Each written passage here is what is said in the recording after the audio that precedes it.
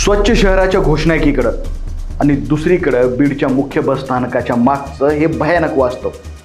कचऱ्याचे ढीग, दुर्गंधी आणि त्याच कचऱ्यात अन्नाच्या शोधात प्लास्टिक गिळणाऱ्या मुक्या गाई.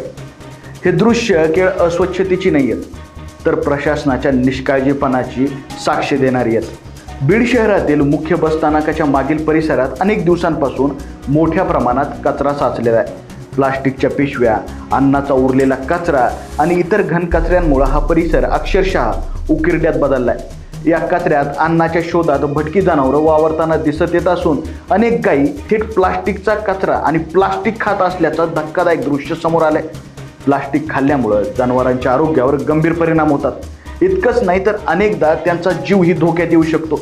बसस्थानकासारख्या वर्दळीच्या ठिकाणी अगदी मागे अशी अस्वच्छता असल्याने दुर्गंधी, डास आणि संसर्गजन्य आजारांचा धोका वाढत चाललाय. त्यामुळे प्रवासी आणि परिसरातील नागरिकांच्या आरोग्याचा प्रश्नही निर्माण झालाय. सर्वात मोठा प्रश्न म्हणजे शहरातील इतक्या महत्त्वाच्या ठिकाणी कचऱ्याचे ढीग दिवसेंदिवस वाढत असताना संबंधित यंत्रणा नेमकी काय काम करते? नियमित साफसफाई होते का? होत तर नाहीच आहे, पण ती होत असेल तर फक्त कागदोपत्रीच आहे. अधिक अपडेटसाठी लोकाशा TV पाहत राहा. धन्यवाद.